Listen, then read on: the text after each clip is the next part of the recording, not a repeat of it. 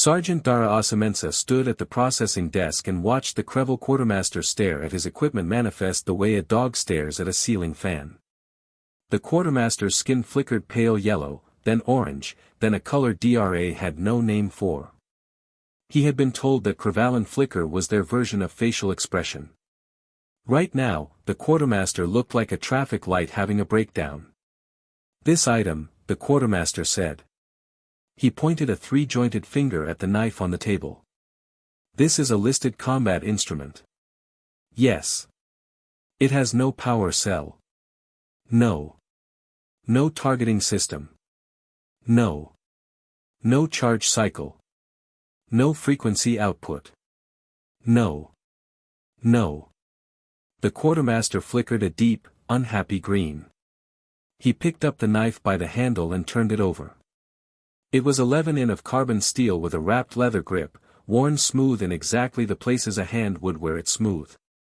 It had been sharpened so many times the blade had a very slight hollow along its length, like a valley that took years of weather to form. The quartermaster set it down and called a supervisor. The supervisor came, looked at the knife, and called their supervisor. Within 4 minutes, there were 6 aliens standing around Darra's equipment table, photographing a piece of sharpened metal. A Velhari drone technician leaned so close to the blade that Darra could see its breath fog the steel. A Thessorn medic, forearmed with large, pale eyes that blinked sideways, stood at the edge of the group and watched Darra instead of the knife. Darra found that more interesting than the rest of them combined. "We will need to file a non-standard designation form." The first supervisor said, "File whatever you need," Darra said. The manifest continued. The recurve bow came out of its case and the room went quiet in the way rooms go quiet when something genuinely unexpected happens. The Velhari drone technician actually stepped back. The Crevel quartermaster's skin went completely white, which Darra later learned was the equivalent of an open mouth. "This," the quartermaster said. "Bow," Darra said, "recurve 60 pounds draw. She fires carbon fiber arrows 9 mm diameter." There was a long pause. "Coalition policy," the first supervisor said carefully, "restricts kinetic projectile weapons to 40 mm diameter minimum for tracking purposes, for sensor logging. 49 is under 40. "Yes. So there's no policy." The supervisor opened his mouth, closed it. His skin did something complicated. "There is no policy," he admitted, "because there was no reason to anticipate." "Sure," Darra said. He said it the way a door closes. The four-armed medic at the edge of the group, the one who had been watching Darra instead of the weapons, took a small step forward. His name badge read Thessorn in Coalition script. He had a gentle way of moving like someone who had learned to be careful with his hands because there were 4 of them and things broke easily. "Are these?" Thes said, and he paused, choosing his words with real care. "Are these ceremonial?" Darra looked at the bow. Then he looked at the "No," he said. Theo nodded slowly. He looked at the knife. He looked at the bow.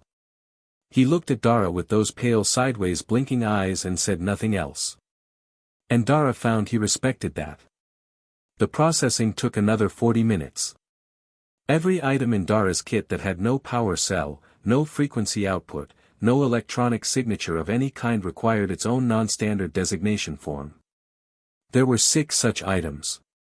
The quartermaster's skin had settled into a grim, resigned gray by the time they finished. At the end, the quartermaster held his forms in both hands and looked at Darra with what Darra was fairly sure was the Crevel equivalent of deep personal suffering. "I am required," the quartermaster said, "to ask you to justify the inclusion of weapons that require manual operation, physical training over multiple years and produce no electromagnetic signature, and therefore cannot be logged by coalition battlefield systems." The room had gone quiet again. The supervisors were still there. There was still there. Even the drone technician had stayed pretending to check something on a tablet. Darra looked at the quartermaster for a moment. "They work when yours don't," he said. The quartermaster went very still.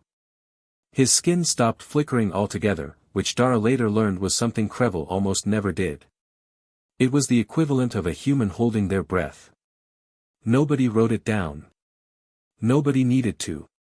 It sat in the air of that processing room, and every alien in it felt the specific weight of a sentence that sounds simple and lands like a structural beam. Darra picked up his knife and returned her to her sheath.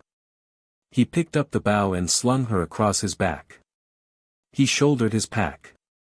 "Where do I bunk?" he asked. The quartermaster pointed, still pale, still motionless. Darra walked to his quarters through corridors full of alien personnel who moved out of his way by instinct. The way people move out of the way of someone who is walking with total certainty about where they are going and why. He set his pack down, unsheathed the knife, held her for a moment in the quiet of a room that smelled like recycled air and alien cleaning solution in a station 40 light-years from the continent where the knife was made. She was the same temperature as his hand. She always was. He put her down gently on the cot beside him and lay back and stared at the ceiling. And outside his door, the station hummed and clicked with the sound of a coalition that had never had to ask why anyone would keep a weapon that had no power cell and no sensor output and no targeting system. They were about to start figuring that out. He would not explain it to them. Some things you figure out on your own or you don't figure them out at all. He closed his eyes. The knife lay beside him, patient and cool and utterly without apology for being exactly what she was. The patrol assignment came through on a Tuesday, or what passed for Tuesday on a station that ran on a 26-hour cycle nobody had bothered to rename. Darra read the brief over coffee that tasted like hot water that had heard rumors about coffee and was doing its best. Commander Rethol led the unit. He was Velhari, which meant he was tall, angular, and ran his tactical assessments through a system that could model 11 variables simultaneously and produce a priority rank threat response in under 2 seconds. He had served in 4 coalition engagements, received 3 unit commendations, and had never once in his career been required to make a decision without his tactical system giving him a category first. Darra read Hold's record the same way he read terrain, looking for the gaps. The unit had 8 personnel, 4 Velhari, 2 Crevel, Thesorn, and Darra. They ran 2 orientation drills before deployment. In both drills, Darra watched how the others moved, how they communicated, how long each of them took between receiving information and acting on it. Brett Hall clocked at 1.3 seconds with his system running. That was genuinely impressive. The canyon on the 3rd day of the patrol was called something in a coalition graph that translated roughly as Dry Channel 7. It was about 2 kilometers of rock walls and loose ground running between 2 ridgelines. And Darra knew it was wrong inside the first 40 steps. Not from sensors, not from any reading on any device, from the way the air sat in it. There is a specific kind of quiet that is not quiet. It is quiet with something inside it. The way a held breath is not the same as relaxed breathing. Darra had grown up around enough spaces that could hurt him to know the difference between empty silence and occupied silence. The canyon was occupied. He stopped walking behind him. The unit stopped because he stopped. Bretzall moved up beside him. Threat assessment? Brett Hall asked. His tactical system was already running. Darra could see the faint light of its output reflected in the commander's visor. Hold. Darra said, I need a threat vector to authorize defensive posture. I don't have one yet. There was a pause. Brethel's system required a vector. The system's entire architecture was built around receiving specific information and producing specific outputs. Darra was handing it nothing, and it was not built for nothing. What are you detecting? Virzel asked. I'm listening, Darra said. To what? Darra didn't answer. He stood still in a way that the alien members of the unit found deeply uncomfortable because it was not the stillness of waiting for a system to process. It was the stillness of an animal in the moment before it decides which direction to run or whether to run at all. He listened with ears that had no augmentation, no frequency filter, no enhancement of any kind. 200,000 years of ears. Ears that had listened for things in grass, in trees, in caves, in ruins, in burned-out buildings, in jungles and deserts and mountain passes and city streets where the noise was its own kind of silence. 40 seconds. The crev at the back of the unit shifted their weight.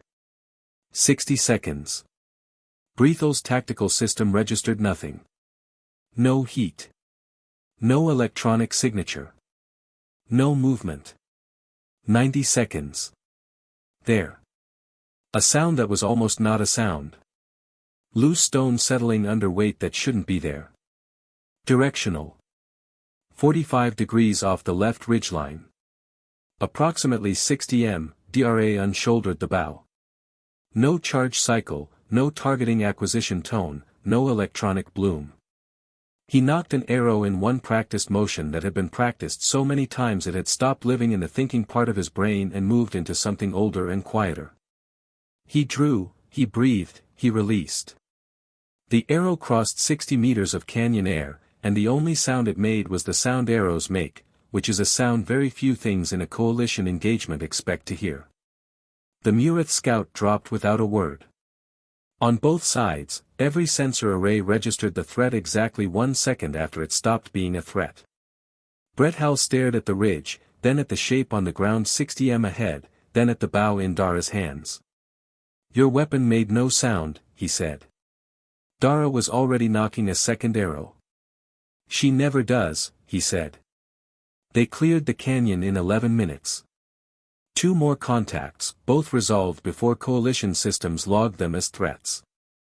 The drone patched a CFV with a grazed shoulder and kept glancing at Darra the whole time with those pale sideways eyes processing something that his medical training had not covered. In the debrief, a coalition intelligence officer named Bryn Caldwell. One of the other human advisors attached to the station, a thin woman with reading glasses she did not strictly need but wore because they made her feel organized, pulled Darra's service record while Bertha was still talking. She found the Field Archaic Weapons Systems Specialist certification. She found the date he first certified. She found how long humans had formally integrated archaic weapons into active deployment doctrine. She did the math. She did it again. Darra, she said quietly, leaning across the debrief table. They're going to ask you how long humans have used bows in combat. I know. What are you going to tell them? He looked at her. The truth. She sat back. That's going to break something in at least one of them. Probably, he agreed. Brett Howell asked the question 20 minutes later in front of the full debrief room. He framed it respectfully as a tactical inquiry, as a question about Boza's operational history and deployment timeline. Darra told him to run the number through his tactical system. It came back with a flag. Darra would have loved to see the historical range exceed the system PARMTRS. The room was quiet. Brett looked at Darra. That is not possible, he said. Not rudely, just genuinely as a statement of what his system had told him. She still works, Darra said. So we kept her. He said it the same way he said everything. Like a door closing. Like that was the beginning and the end of the explanation, and the space between those 2 points needed no filling. Bryn Caldwell across the table took her glasses off and polished them. She did this when she was trying not to smile. Brett Hall was still sitting with the historical range exceeded system, PARTRS, running in the corner of his visor.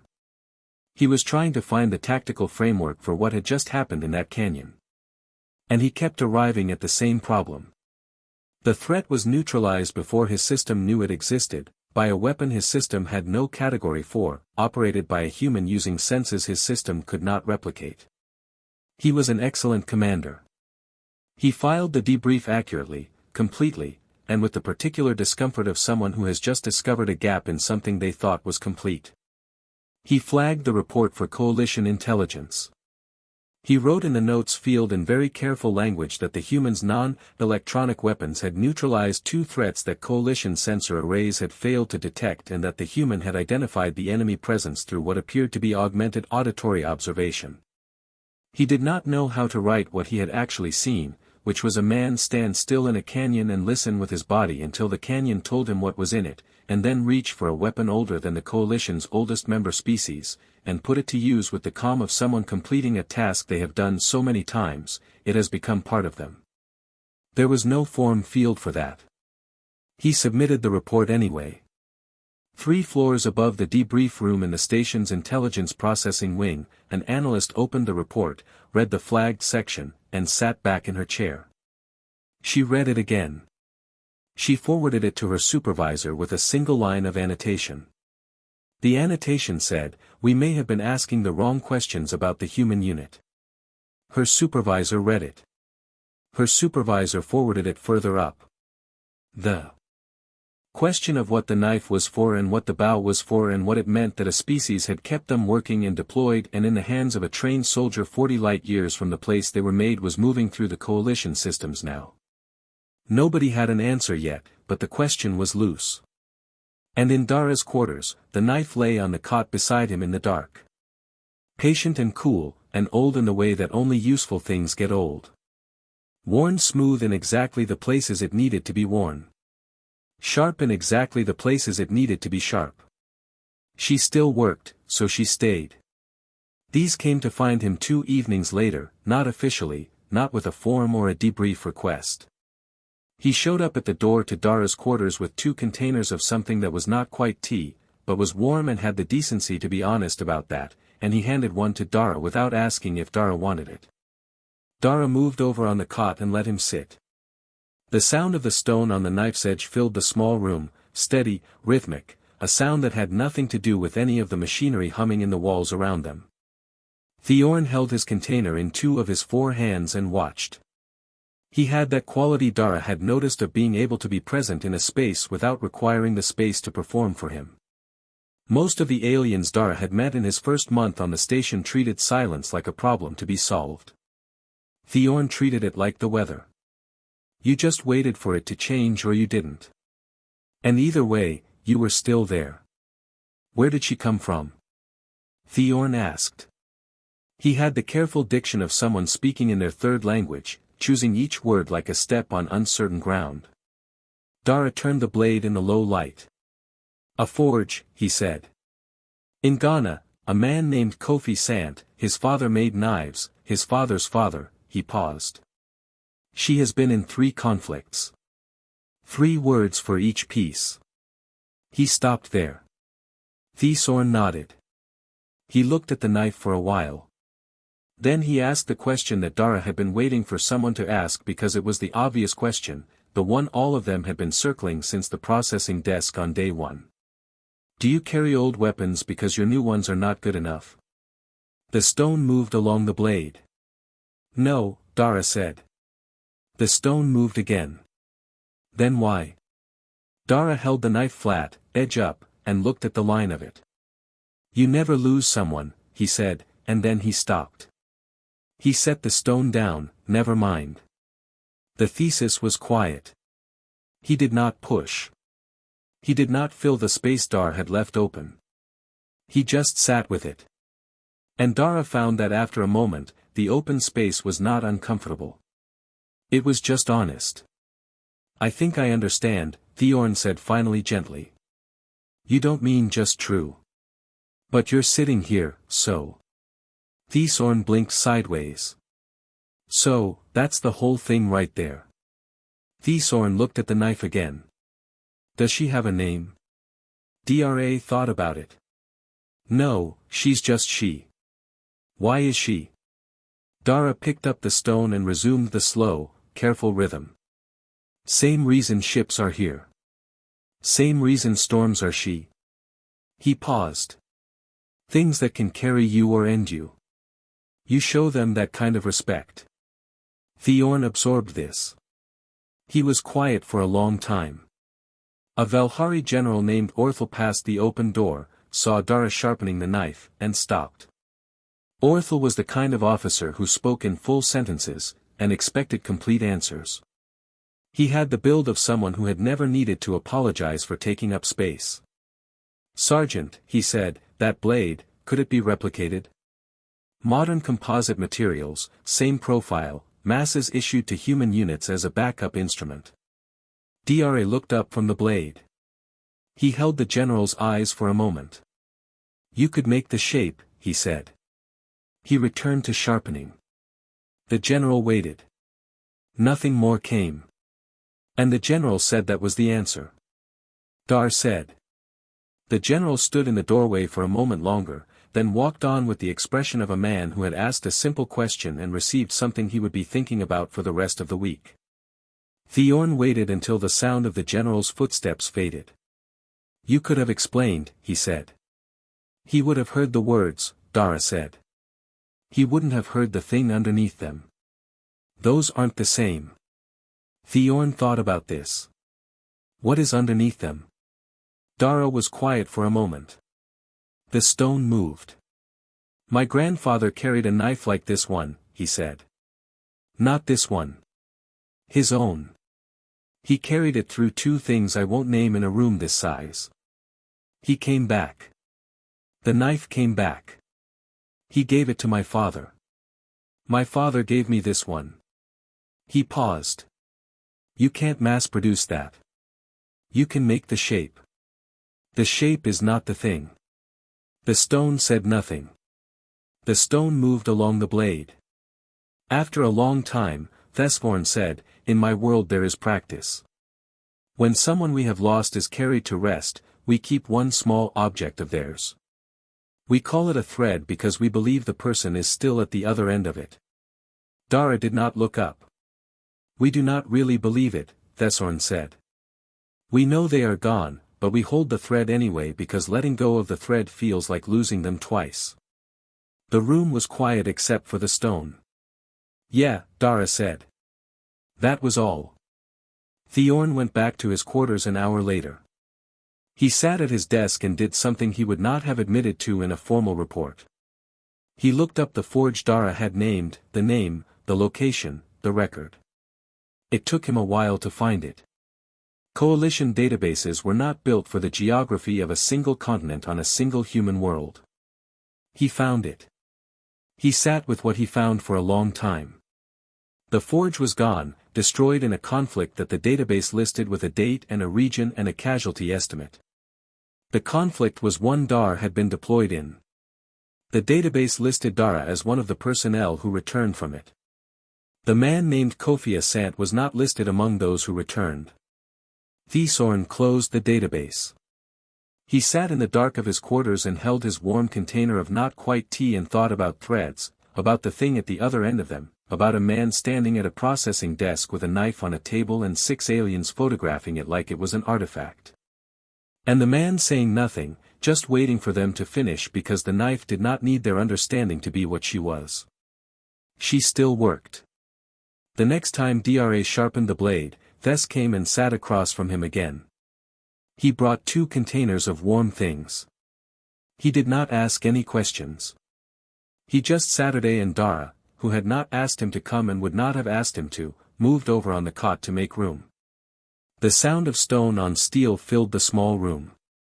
Outside the walls, the station hummed and blinked and processed and filed and ran 11 variables simultaneously and produced priority-ranked outputs in under 2 seconds. And none of it was louder than that sound or older or more honest about what it was. The Murith. Commander known in Coalition intelligence files as designation 7 times rebuilt did not receive that name as a compliment. She had earned it across 4 campaigns, 3 command losses, and 2 structural rebuilds of her tactical doctrine from the ground up each time she encountered something her existing model could not hold. She was not sentimental about being wrong. She was methodical about it. She sat in her command center with the Canyon engagement data open on the display in front of her and she was being methodical now. The Coalition unit had been manageable. Standard Velhari tactical formations, predictable energy weapon signatures, drone support running on frequencies she had already mapped. She had planned the Canyon operation to exploit all of those things simultaneously. It had worked perfectly on 6 of the 8 personnel. The other 2 were the problem. And of the 2, 1 was the problem. Replay the engagement from the ridge sensor, she said. Her aide replayed it. She watched the human stop walking. She watched him stand still for 90 seconds while his unit held behind him, and his commander system was clearly querying for a threat vector it was not receiving. She watched the stillness. She had good sensor data on this part. The human was doing nothing visible. What is he detecting? She asked. Unknown, her intelligence officer said. No sensor output, no system query, no visible instrument use. Then what is he using? A pause himself. The intelligence officer said he sounded uncomfortable with the answer. 7 times rebuilt watched the human draw the bow. She watched the release. She watched her scout drop. She had reviewed the time stamp 6 times. The human's weapon had engaged 41 seconds before her scout registered as a threat on any coalition sensor. 41 seconds was not a lag.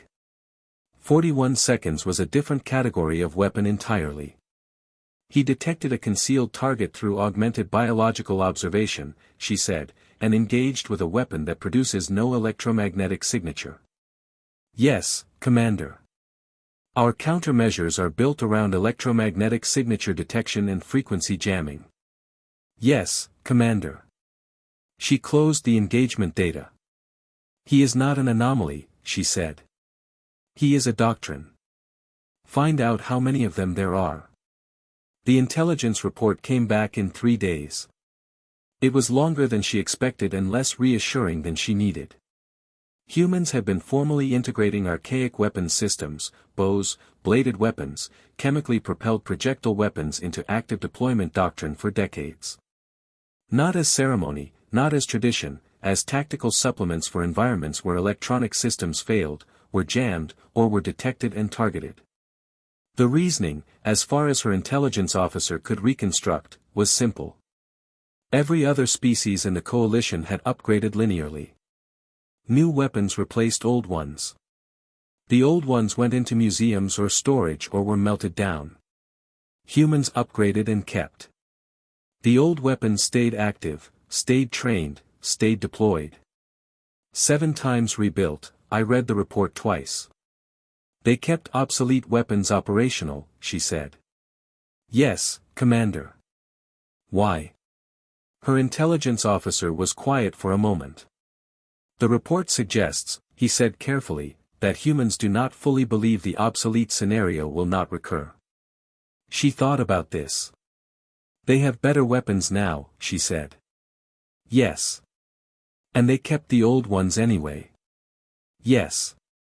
Because they remember what it was like when the old ones were all they had. Her intelligence officer said nothing. She stood up and walked to the viewport. The canyon on the surface below was a thin dark line from this altitude. Her scout was still down there. The coalition would have recovered the body by now. An arrow, carbon fiber, 9 mm diameter. Her countermeasures registered nothing. Her frequency jammers would do nothing against it.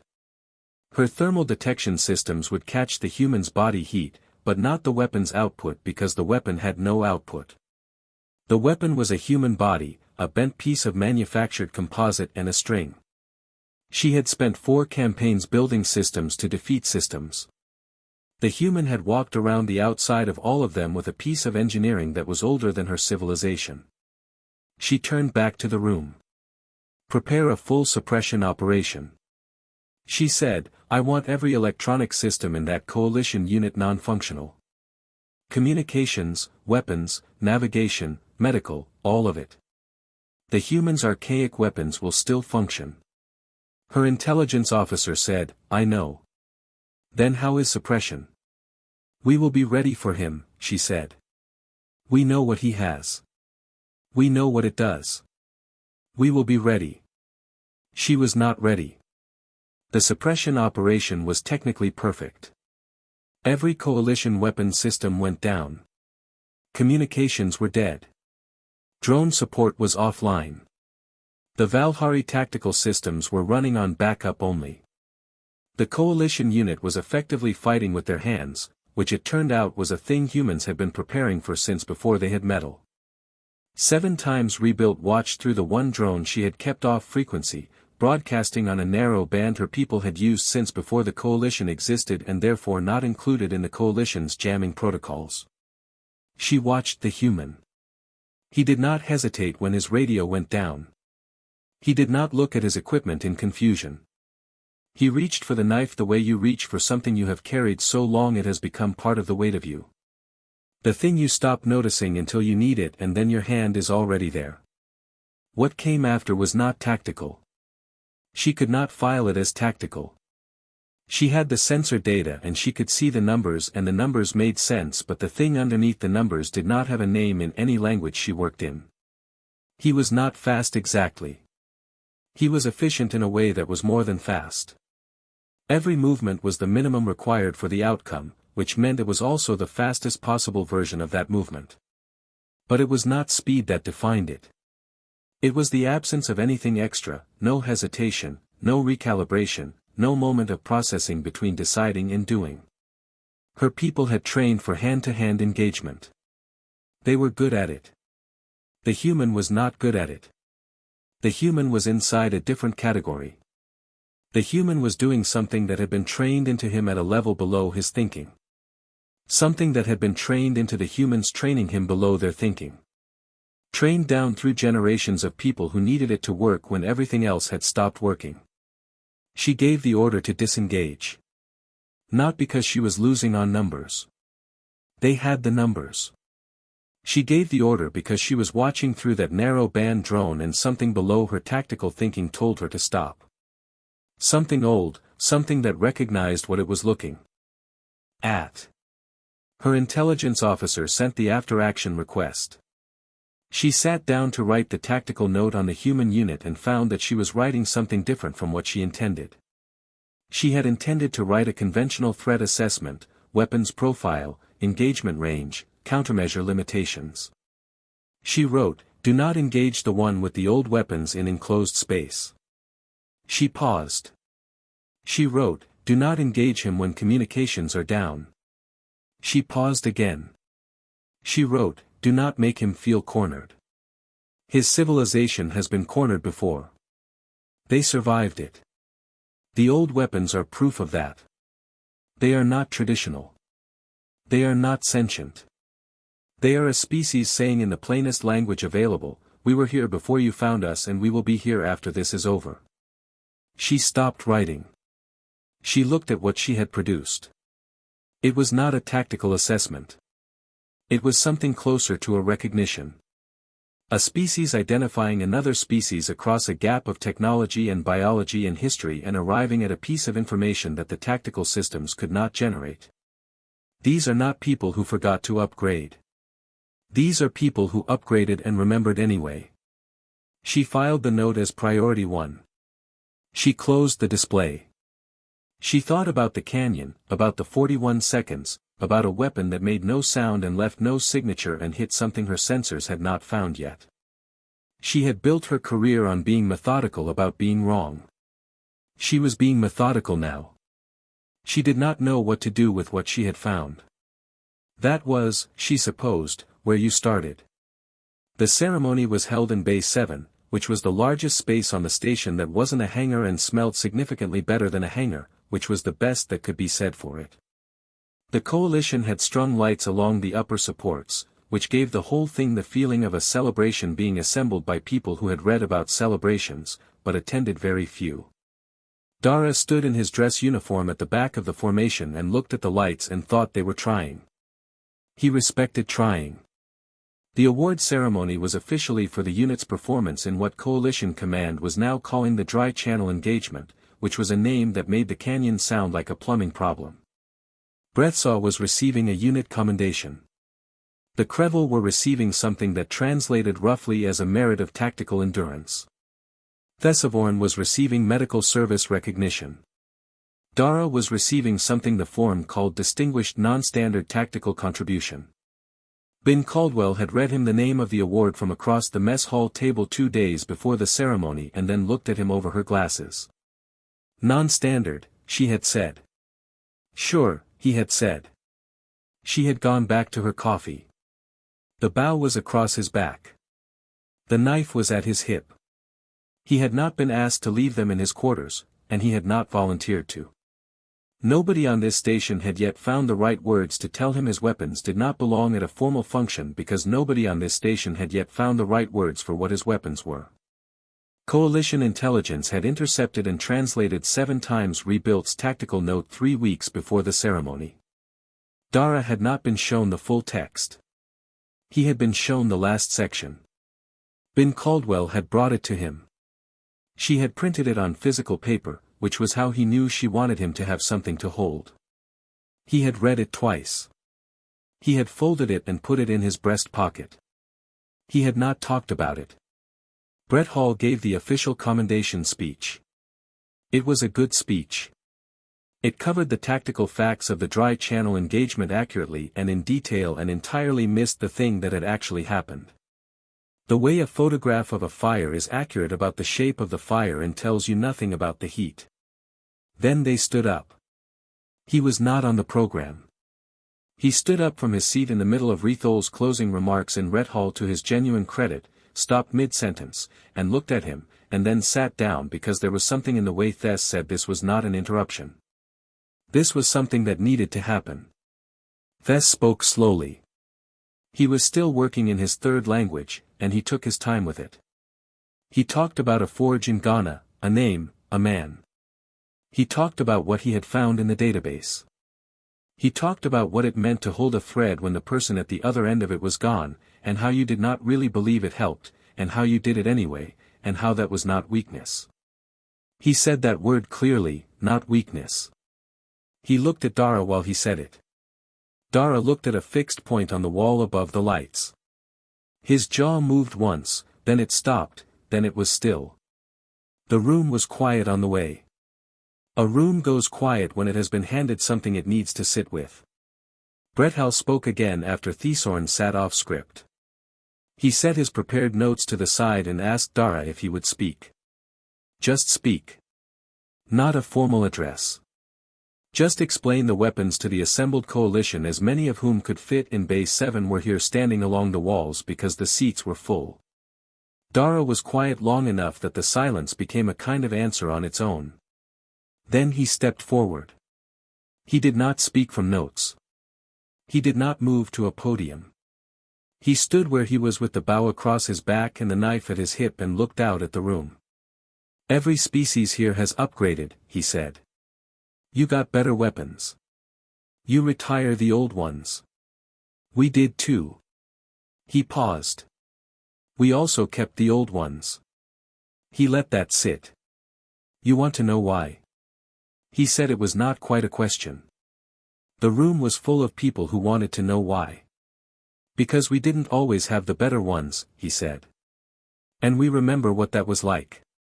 We don't want to remember. We remember anyway. The knife and the bow aren't history. They're a conversation we're still having with every person who held them before us in a place where the better option wasn't available. They're proof that we were there and we kept going. He reached down and drew the knife. He held her flat in both hands. The ceremony lights ran along the edge of her. She was old in the way that only useful things get old.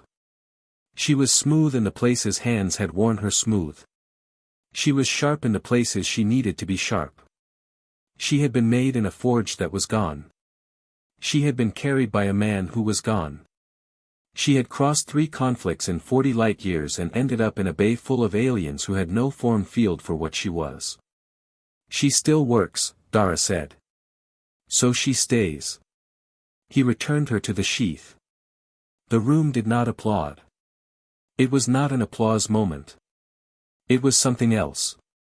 The something else filled Bay 7 the way good silence fills a room not empty but full of the thing that doesn't have a word yet. Ben Caldwell in the second row with her glasses on and her hands folded in her lap was looking at the ceiling with the expression of someone who was not going to cry in a room full of aliens. Breath was looking at the knife at the place on Darra's hip where the knife now rested. His tactical system had no category for what the knife was. It had never had one. He was beginning to understand that the absence of a category was not a problem with his system. It was a true thing about the knife. The form came back to Darra's bunk the next morning. 17 pages. The field that read sentimental value was still there. So was the field labeled operational classification.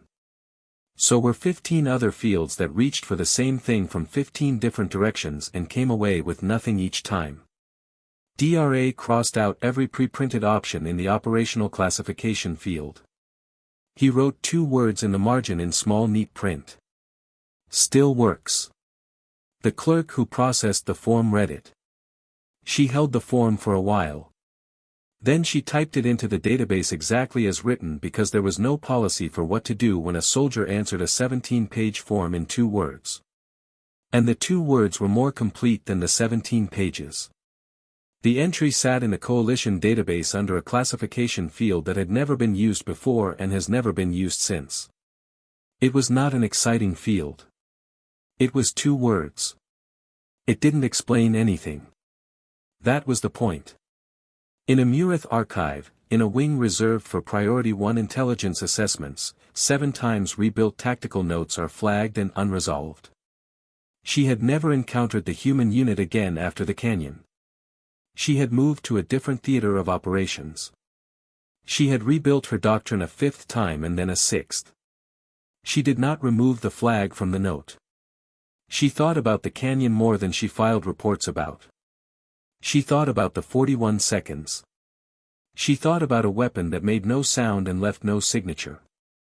And in the middle of a fully suppressed engagement was still working because it had never needed what she had taken away. She thought about 2 words she had written without planning to write them. The old weapons are the proof. She had meant proof of survival. Proof that the species had been in places where nothing else worked and had come out the other side still holding what they came in with. She thought sometimes that she had meant something else, too. Something she hadn't had the language for when she wrote it and still didn't quite proof that they had decided at some point a very long time ago that some things were worth carrying even when you could put them down, that the carrying itself was the statement not I am armed, not I am dangerous, something older and quieter than both. I was here before this and I will be here after. The knife in the sheath on Darra's hip understood this without words. She had always understood it. She was made of it. She still worked.